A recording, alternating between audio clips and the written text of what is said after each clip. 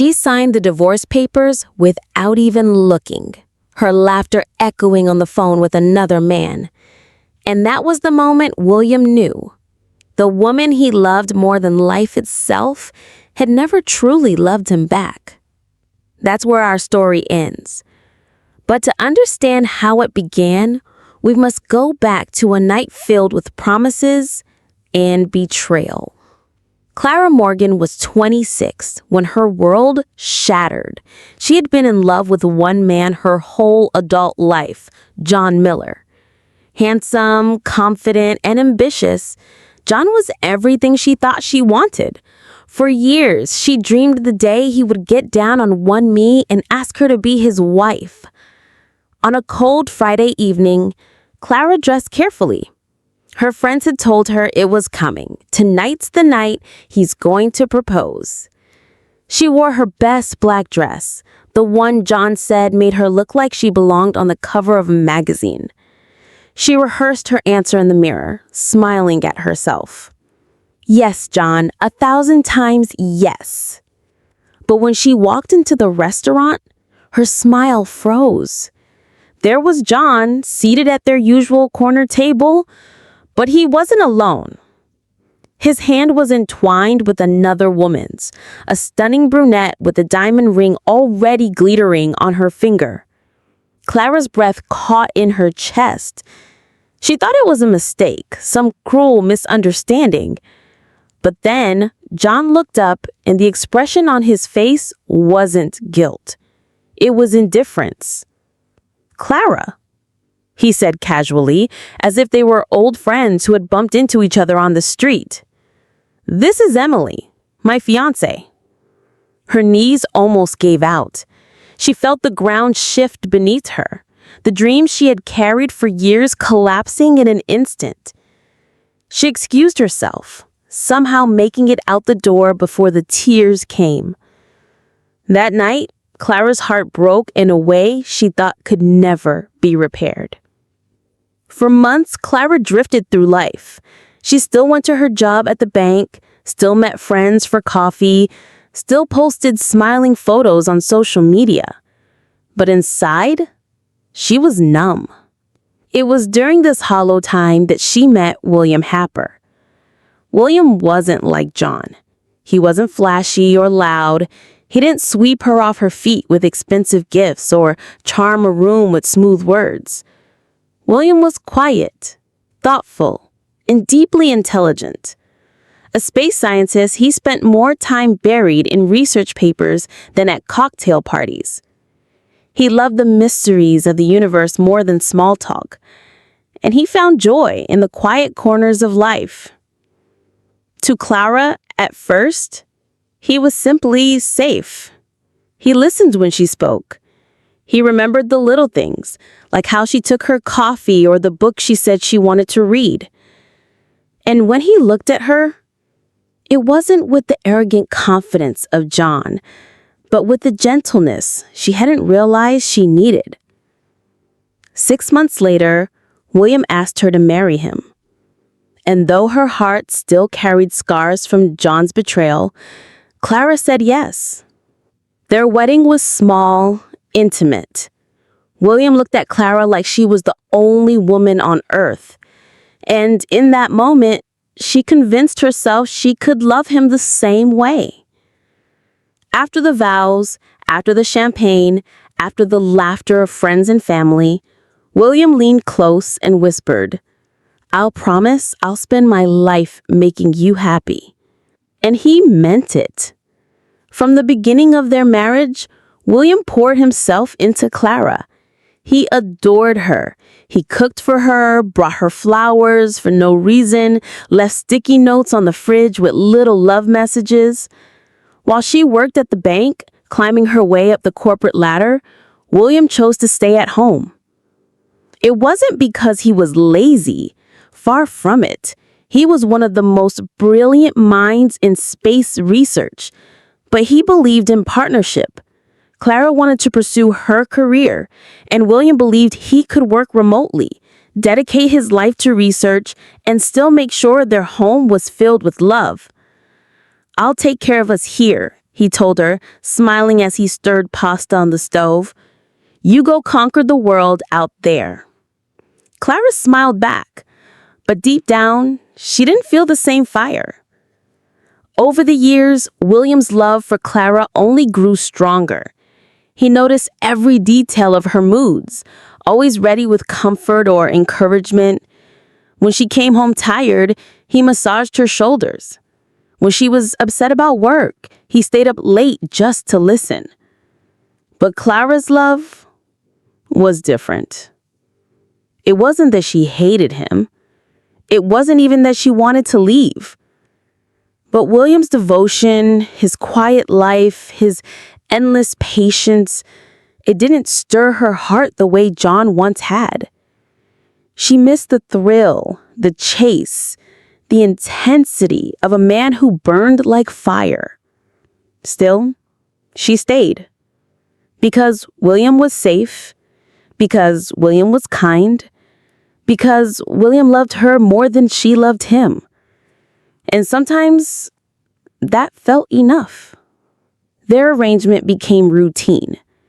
Clara in her tailored suits rushing off to the bank each morning, William in his worn t-shirts typing away on his laptop, papers scattered around him, pausing only to tidy the house or prepare dinner.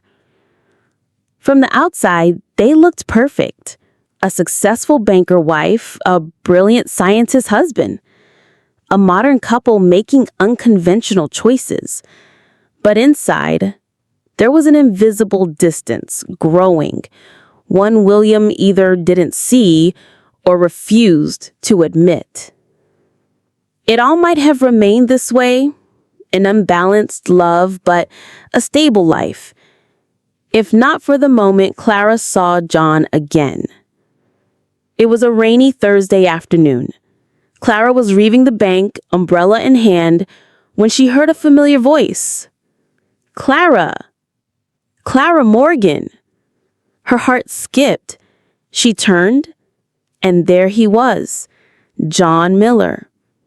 Older, sharper, still carrying that same confident smile that had once made her feel like the only woman alive. They exchanged numbers. "Just to catch up," John said smoothly. But Clara knew. She knew the moment she saved his number in her phone that something dangerous had been set in motion. That night, William waited with dinner on the table, his eyes lighting up when she walked in. "You're late," he said gently. "I was starting to worry." Clara smiled, kissed him on the cheek, but her thoughts weren't with her husband. They were with the man who had broken her heart and somehow still held it. And so the story of betrayal began. It started with a simple text message. "It was great seeing you today." But that single line from John was the spark that burned everything William had built. Clara stared at her phone long after the message came in. She sat on the edge of the bed, William asleep beside her, his breathing slow and steady. Her heart raced. She knew she shouldn't reply. She knew she should delete the message, block the number, bury the past. But instead, her fingers typed back, "You too. It's been a long time." And with that, the door to betrayal opened. Over the next few weeks, the messages came more often. At first, they were innocent. "How's life been treating you? Do you still drink caramel lattes every morning? Remember that trip to Miami we almost took?" But soon the words grew heavier. "I still think about you, Clara. I made a mistake letting you go. You were always the one." Each line cut through Clara's carefully constructed life. She had convinced herself she was happy with William. She had learned to live with steady affection instead of burning passion. But now John's words lit a fire she thought had died. At home, William noticed the change. "Clara," he asked one evening as he set the table, "is something wrong? You've been distracted lately." Clara forced a smile. "Just work. The bank is stressful." William reached across the table, covering her hand with his. I'm here if you want to talk. But Clara pulled her hand back, hiding the phone buzzing in her lap. She couldn't let him see. Not yet. John and Clara began meeting for coffee, then dinners. At first she told herself it was harmless, old friends catching up. But when John brushed his hand against hers one night and she didn't pull away, she knew it had gone too far. William's world, however, remained small and devoted. He woke up early to make Clara breakfast. He spent long hours working on his research papers, often losing himself in calculations about cosmic phenomena and satellite trajectories. And every evening, he waited for her by the door, eager to ask about her day. But the woman who once smiled faintly now walked past him with curt replies. "I'm tired, William. Not tonight. Stop asking me so many questions." The man who had dedicated his life to loving her became invisible in his own home. One night, Clara came home late, her lipstick smudged, her perfume stronger than usual. William, sitting in the living room with papers spread across the coffee table, looked up. "You missed dinner again," he said softly. Clara rolled her eyes. "I told you, work is insane right now." But William noticed the way she avoided his gaze, the way her phone lit up with a message she quickly silenced. His heart ached, but he said nothing. He wanted to believe her. He wanted to believe love was still there. The truth came crashing down one Saturday afternoon. William had gone into Clara's office to leave her lunch, a sweet gesture he often made. But when he entered the break room quietly, he froze. There was Clara, standing too close to John, laughing at something he whispered in his ear. John's hand brushed against hers in a way no colleague would dare to do. William's chest tightened, the air leaving his lungs. He stepped back before they noticed him, retreating silently, his heart shattering with every step. He didn't confront her that night. He didn't scream or accuse. Instead, he cooked her favorite meal, set the table, and waited. When she arrived, distracted and smiling at her phone, he simply said, "I love you, Clara." She nodded absently, barely looking up. And that was when William knew the love he poured into her was being spilled onto another man. The abuse grew worse, not with fists or screams, but with indifference. And sometimes indifference hurts more than violence. Clara stopped coming home for dinner. She stopped answering his calls. When she was home, her words were sharp, cutting him down with casual cruelty. "You wouldn't understand the kind of stress I deal with. Why don't you ever dress like other husbands? You always look like you just rolled out of bed. Maybe if you were more ambitious, William, I wouldn't feel so bored." Each word stabbed deeper than any knife. The breaking point came late one night. Clara sat at the kitchen counter, pressing her phone to her ear, giggling softly. William stood in the doorway, watching her. His heart felt heavy, but he held out a stack of papers. "Clara," he said gently, "can you sign these? They're just routine documents for the house." Without looking up from her phone, still laughing with John, Clara scrawled her signature across the page. What she didn't realize was that she had just signed the divorce papers William had quietly prepared. His hands trembled as he took them back, his chest hollow. He had hoped, prayed that she would notice, that she would look at him, that something in her heart would wake up. But she didn't even glance at the page. She was too busy whispering to John. That night, William sat alone in his study. The papers lay in front of him, Clara's careless signature mocking him. He thought about the years he had given her, the meals, the flowers, the devotion, the way he had chosen to stay home, to build their world, to be her anchor. And now, he was just a burden she no longer wanted. Tears blurred his vision, but then his phone buzzed. It was an email from NASA. "Dr. Harper, your research has been selected for our next mission. We would like to invite you to join the team for an upcoming space program." His heart pounded. For years, he had worked tirelessly, quietly, faithfully, and now recognition had finally come. The universe was calling him. William leaned back, wiping his eyes. It was ironic. At the very moment Clara let him go, the stars opened their arms to welcome him. And the next morning, he packed a small bag.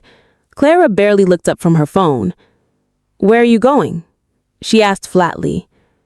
"To chase the only dream that's never betrayed me." She frowned. "What's that supposed to mean?" But William didn't answer. He walked out the door, the divorce papers left on the counter, his heart both broken and free. And as fate would have it, Clara didn't realize what she had lost until it was far too late. The launch countdown had begun, and for the first time in years, William felt light. Not because gravity had released him, but because the chains of betrayal finally had. The weeks after William left were a blur for Clara. At first, she barely noticed his absence. She filled her days with work, her nights with John, and her phone with constant notifications. William's silence didn't sting. If anything, it felt like a relief. But slowly, little cracks began to form in the world she thought she had built. One morning, Clara walked into the kitchen and saw the divorce papers still sitting on the counter. She frowned, flipping through the pages. Her signature was there, her carelessness immortalized in ink. Her stomach twisted. She had been so engrossed in John's voice that night, she hadn't even realized what she was signing.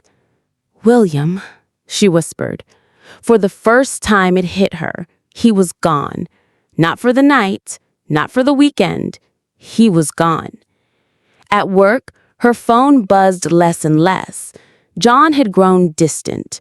At first, he was charming, full of promises. But soon, his text slowed down. His excuses piled up. "Busy tonight. Can't talk. Something came up. Maybe later." And Clara began to see the truth. The same man who had abandoned her years ago, on the night she thought he would propose, was the same man now. Selfish, fickle, unreliable. She had traded loyalty for lust, devotion for deception, and she had lost. Meanwhile, William was in Houston, Texas, training at NASA's Johnson Space Center. For months, he had been living a new life, rigorous training, simulations, sleepless nights of preparation. But unlike the loneliness he had felt in his marriage, this solitude was different. It was purposeful. It was healing. He rose before dawn, pushed his body through exercises that tested his limits, and worked alongside brilliant minds who treated him with respect. In every briefing, every simulation, every conversation, he felt seen, not as Clara's neglected husband, but as Dr. William Harper, one of the finest scientists of his generation. For the first time in years, he wasn't invisible. The story of his upcoming mission hit the news. Articles called him the quiet genius, the scientist who traded heartbreak for the stars. Clara saw the headlines while scrolling through her phone. Her chest tightened as she watched clips of William standing proudly in his NASA uniform, speaking at press conferences with a calm strength she hadn't seen in him before. He looked different, stronger, lighter. And that's when regret began to claw at her. She tried calling him once, twice, a dozen times. His phone never rang through. She wrote long messages. "William, I'm sorry. I didn't realize what I was doing. Please come back. We can fix this. I still love you." But deep down, she knew the truth. Her words were empty. Love isn't proven in desperate pleas typed out at midnight. Love is proven in the daily choices we make, and she had chosen betrayal. On the night before the launch, Clara showed up at NASA's public press event. She wasn't invited, but she slipped through the crowd watching William from a distance. He sat on stage, calm and collected, answering questions from reporters. Someone asked about sacrifices. William paused, then spoke slowly, his voice steady. I lost a lot in my personal life, and for a while, I thought that loss would destroy me. But sometimes endings are just beginnings in disguise. Sometimes you have to walk away from what breaks you to find what builds you. And I found that in my work, in this mission, in reaching for something bigger than myself. The audience erupted in applause. Clara's eyes filled with tears. She wanted to scream, to run up there, to beg him to look at her. But she couldn't, because she realized something chilling. He wasn't speaking to her anymore. He wasn't speaking about her anymore. He had moved on. The day of the launch arrived. The world watched as the countdown began. 10, 9, 8. Clara sat at home, the divorce papers still on the counter, the TV glowing with images of the rocket standing tall against the morning sky. 7, 6, 5. Her hands trembled. Tears streamed down her face. She whispered his name like a prayer. 4, 3, 2. But William wasn't listening. He was strapped in, his heart pounding, not with fear, but with purpose. 1, liftoff. The rocket soared upward, fire and thunder splitting the air. And as it pierced the sky, William left not just the earth behind, but the weight of every betrayal, every cruel word, every moment of invisibility. He was free. For Clara, the silence that followed was deafening. The house that once held William's quiet devotion now felt like a tomb. She wandered from room to room, haunted by the ghost of his love, a love that she had carelessly thrown away. She clutched her phone, waiting for a call that would never come, staring at a door that would never open. And every night, as she lay in the bed that once held them both, she whispered to the darkness, "I'm sorry, William. Please forgive me." But forgiveness, like love, must be given when it matters. And she had waited too long. William, high above Earth, looked out the window of the spacecraft. Below him, the world stretched endlessly. Oceans, continents, clouds swirling like brushstrokes on a canvas. He smiled, a tear slipping free. Not because he longed for what he lost, but because he had finally realized what he gained. Peace, purpose, freedom. And so the man who was once betrayed found himself among the stars, while the woman who betrayed him sat alone, bound not by gravity, but by regret.